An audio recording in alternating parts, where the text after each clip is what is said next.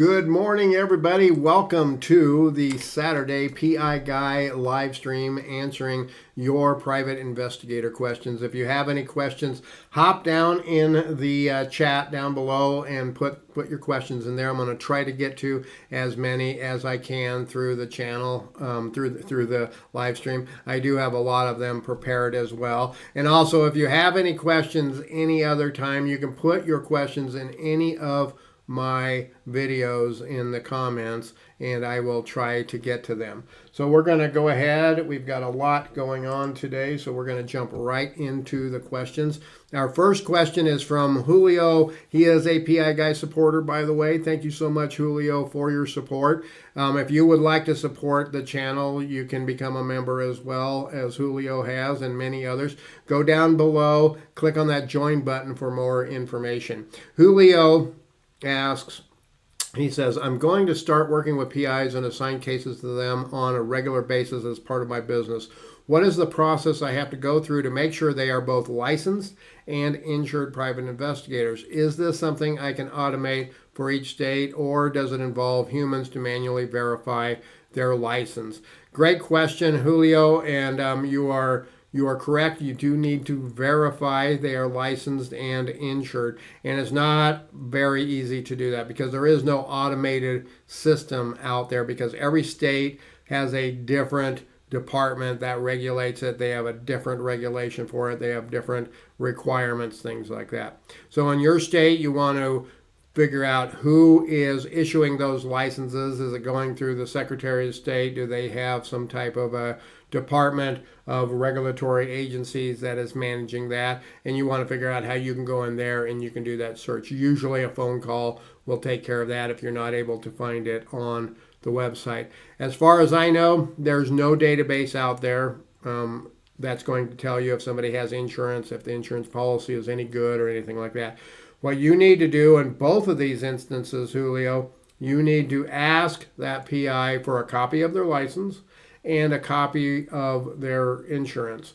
And you might also consider, and I'm not an attorney, I can't give you legal advice, but you can talk with an attorney, but you might consider asking them to put you named insured on their policy, because you are exposing yourself quite a bit when you are hiring contract people out there. And usually it doesn't cost a lot to put somebody, or anything, to put somebody named insured on a policy. I have some national firms that I do a lot of work with, and they have required that I have them named insured, and my insurance company has never charged me to have that. Now, if you had hundreds of people that were named insured, they may want to charge a fee for that. But you want to have a copy of both of those on, in your files for that PI, and you want to get them updated on a regular basis. So you want to start a process that will annually ask them for a copy of their new license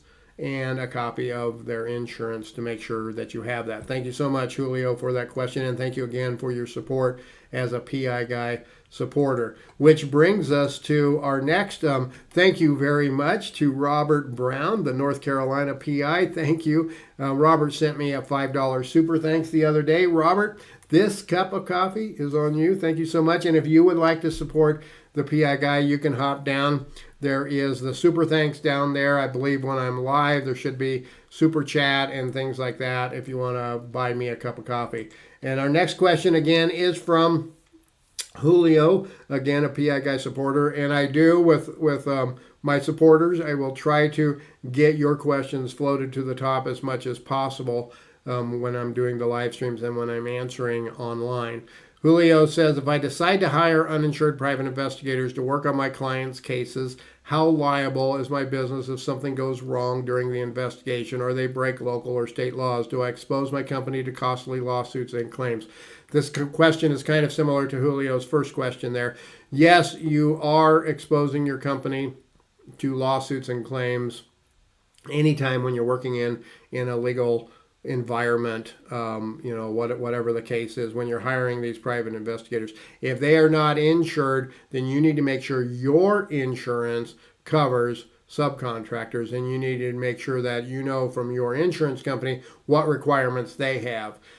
For instance, I need to have their license if they're licensed. We don't have licensing in Colorado anymore, but if they are licensed, when we did have licensing, I had to have that on record for them. I had to make sure that I did regular backgrounds on them. I do backgrounds on all of my private investigators that I subcontract with as well, to make sure that they don't have anything questionable in the background that may expose the company. So yes, you do have some exposure there, but you can protect yourself further by making sure your insurance policy covers those subcontractors.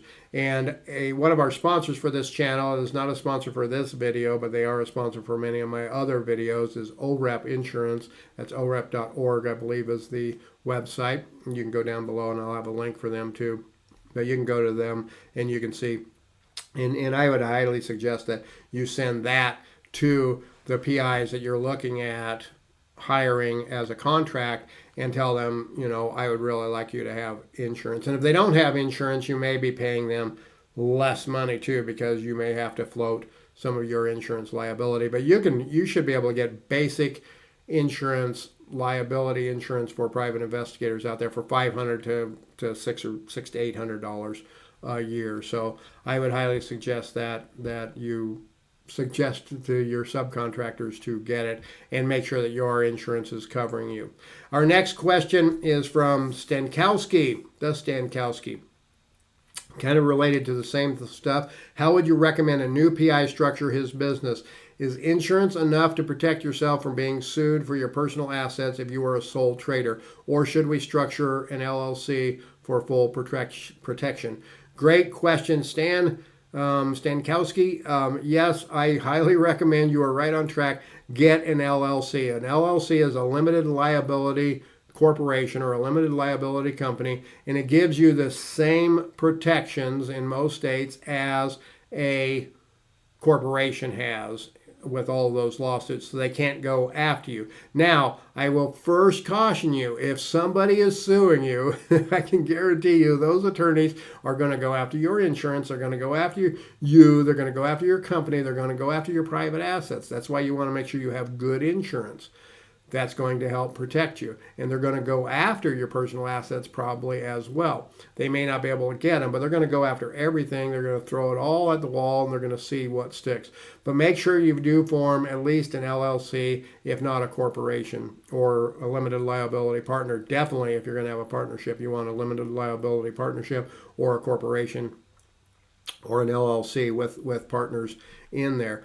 But that LLC, you also want to remember one thing important with LLCs. IRS does not recognize an LLC as an entity, so they're only going to tax you. They're still going to tax you as a sole proprietor or a sole trader. But from the protection standpoint, if somebody's suing you, can they go after your house? Can they go after your car? Can they go after your retirement? No, they can't. And they can try, but they're probably not going to win. So I hope that helps there, Stankowski. See a lot of people hopping in. If you have a question, go down in the chat and pop it in there. I'm going to try to get to as many questions as I can today. I do have quite a few of them queued up here. But go ahead and put that in there. Or if you're watching after the stream or any of my other videos, you can always go in to the comments and you can put a question into the comments, and I'm going to try to get them on my Saturday live streams. Doing the Saturday live streams every Saturday, 9 o'clock Mountain Time, so tune in for that. But I will be putting them back up at a later date as well. Our next question is from Victor. He says, are there nationwide associations or events that you recommend? Great job on the videos. Thank you so much for the great comments there, Victor. And there is national firms that I would recommend, or national associations. I am a member of the PPIC, Professional Private Investigators Association of Colorado. I'm also the president for the state association, PPIC. But I'm also a member of several national associations. And I'm going to go through, I'm going to hop over to the browser here, and we're going to go through a few of them that I would say give these guys a check and see if they would fit your needs. The first is the National Council of Investigation and Security Services. That's NCISS. I am a member of NCISS. I highly suggest for people to check them out. They have a lot of great training. They have a couple of conferences every year throughout the U.S., and they are your voice at the national level for legislative matters. So when there is national things coming up to look at banning, whatever it is, whether it's GPS trackers or surveillance or whatever, they have people out there that are fighting at a national level. Your state association should be doing that at the state level, but your national association, the NCISS, is going to do that at that level too. So I highly suggest you check them out. And then there is WAD, the World Association of Detectives. Similar to NCISS, the World Association is an international association. They have a lot of training. They have a lot of contacts, a lot of connections out there. If you're ever looking for private investigators that are in another country, this is a great association to be a member of because you can reach out to those investigators in those other countries. And their website is wad.net. That's wad.net. And NCISS is nciss.org. I'll try to give you those as we go along. Here is another one. NALI. This is the National Association of Legal Investigators. Highly suggest you check them out. Again, this is for legal investigators. It's a national association, kind of similar to NCISS, but it has its own advantages. Check all these out. Yes, there is a cost to them, but having that network sometimes is really good to have for your PI business. Another one that I am an associate with is ASIS International. Excuse me. ASIS International and ASIS Northern Colorado, Southern Wyoming chapter. I'm a member of them. This is an international association for security and investigation specialists. Again, a lot of great networking opportunities, a lot of opportunities out there for training and different things like that too. So hopefully those help answer that question there. I would say check any of them out, Victor. Our next question, see a lot more people hopping in here. If you have any questions, feel free to hop down in the chat and let me know, or go into any of my videos in the comments and pop your question in. That's where I get all of my questions for the Saturday live stream, is comments in my videos. So thank you so much for doing that. That does help the algorithm with YouTube when you go in and you leave any kind of a message. It's good interaction. So the next one is from Yang9338. Can a private investigator be retained from an inmate who wants to hire them? And Yang, thank you so much for that question there. Can a private investigator be retained from an inmate who wants to hire them?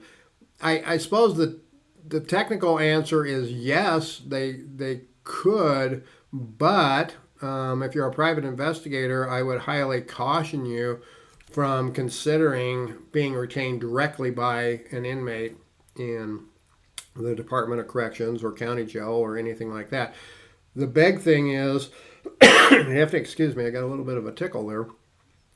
The big thing is they are probably there for having been involved in a criminal infraction. And when it gets to criminal investigations, your work is not privileged, confidential client work product. If you're working directly for them, you need to be working for their attorney. That's the first thing. So I would say if you're going to do that, you want to work for their attorney, not be retained directly by the client themselves. Work for that attorney. And you want to do that for a lot of things, because there are some people out there that may be incarcerated that are trying to take advantage of private investigators, and they may try to use them in ways to harass people, intimidate people, things like that. Like, I need these people interviewed, but they're really witnesses against their case. And what they're trying to do is tell them, hey, I can reach out to you even though I'm inside. So you want to be very careful you don't get involved in that. We get a lot of letters from people that are incarcerated here at the Department of Corrections in Colorado that want us to try to help them in a case. I don't know if they were wrongfully tried or anything like that, but I don't even touch them. I don't even respond to them. I used to try to respond to them, but then you start a correspondence, and I don't really want to become anybody's pen pal or anything like that. So to answer the question, I suppose a private investigator could be retained by an inmate. However, I would highly caution you to never never do that. There's so many legal ramifications that it could be very detrimental to you and in your business. Joa, he asks, the reverse phone number lookup services that work in the U.S. don't work in the EU and specifically in my country of Portugal. Do you know of a way to circumvent this issue? Do any of the paid databases you have data from Portugal? Joa, thank you so much for the question. No, none of the paid databases I have would have any information generally from Portugal. Possibly, I suppose, something might come up from another country. I have seen those in the past where it was an old address that just happened to slip in there, but they're generally not going to do that. And I know it's a lot harder, it's a lot more difficult in Europe. I don't know of any easy place to go and get all of that information for European countries. If I find that, and I'm going to do some more research, if I find some stuff on that, then I will definitely do a video on that, because there's a lot of people from Europe and from Canada and other places that ask me that same question. So, nope, I'm sorry I can't help you, but I'll keep looking for that. Okay, thank you so much, Joa. And then our next question is Sarah. She states, I believe my boss is recording us at work, but I live in a two-party state, and we have never been officially informed that they were going to record us. What is the best detector for audio and video? And Sarah, thank you so much for the question. A couple of things just to clarify for everybody out there what a two-party state is. Most states have some kind of a law about recording, whether it's audio or video. And like here in Colorado, we are a one-party state. In a one-party state, you and I could be having a phone conversation or having a personal conversation if one of us is in Colorado. And one of us, me being aware of the conversation, I could record that conversation. Now, there are some caveats in there. If I'm working for an attorney, I can't do that without disclosure and different things like that. So there are some minor caveats with that. But in a two-party state, where Sarah belongs, where she lives is a two-party state. That means both parties or all parties. Well, two-party means two people in the conversation need to know that it's being recorded. So if it's me, you, and somebody else, me and you could know about it, but the other person or people may not, and it would still be legal to do that audio recording. If it's an all-party state, that means everybody needs to be aware that it's being recorded. So I'm not sure what state Sarah lives in, but she does say it is a two-party state. I would first caution you, Sarah, if that is occurring, there may be things in regards to when you're at work too. A lot of times that one party or two party does not pertain to a work environment. For instance, if you're in a factory place and they have cameras and they have audio in there and stuff like that, you may have signed something when you got hired that said we have surveillance cameras and things like that. I don't know, but you want to make sure that that's not covered in there. And I would say probably check with an attorney and get some legal advice. I will hop back over really quick to the internet here, and what I have right here, if you go to my website, to freeprivateinvestigatortraining.com, go up here to the PI Gear link in the top right, and you can then go through all the different categories, but this is one of the devices that I sell. It's the Inmate RD30 RF detector. This is a radio frequency detector. It has a hidden camera detector. That's this red area here that you look through. It will flash a red light through there, and you can look through, and it will help you identify cameras, the camera lenses on hidden cameras and stuff. And it's an RF detector. And this is a great little device from a personal security standpoint. Now, it may detect on a lot of things that there isn't anything, because it will pick up reflective radio signals as well. But the problem being with one of these devices, if it is not transmitting a signal, this isn't going to pick it up. If it's just audio, it doesn't have a camera, this lens detector is not going to be enough to be able to help you detect that. So there's a lot of different devices out there, like drop devices and burst devices. A burst device is something that's going to be recording for a while, and then it's going to transmit on a schedule once an hour, 3 o'clock in the morning, something like that. This isn't going to help you on something like that. But what you would need on something like that is a lot more professional equipment, like a nonlinear junction detector or something like that. But they are very large devices, very expensive devices, tens of thousands of dollars. That would probably be cost prohibitive. They're going to pick up anything that is transmitting or not transmitting, working or not working, functional or not functional. It's going to pick up most kinds, but takes a lot of training. Not only do you have to spend a lot of money on the equipment, you got to spend a lot of money on the training as well for something like that. So what I would say is you might look at something like that LawMate RF detector from a personal standpoint. You can use that and see if there's anything transmitting around.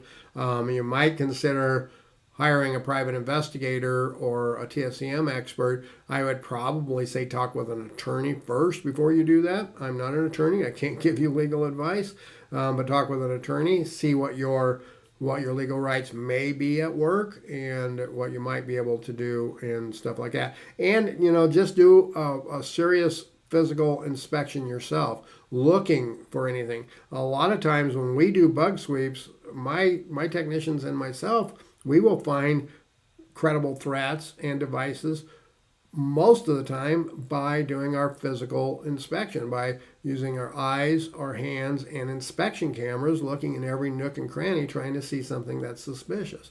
A lot of times that's going to be the better way to do that. So I hope that helps, Sarah. And I'm looking over. That is the end of the questions I have. I don't see any questions online. I see Mulatto Vanguard says, I'm learning a lot. Thanks. Thank you so much, Mulatto. I appreciate that. So I will end this stream now, and we will see you next Saturday. And if you have any questions, hop down in the comments of any of my videos and pop your questions in. That's where I get most of my questions for the live stream. I'll see you next Saturday.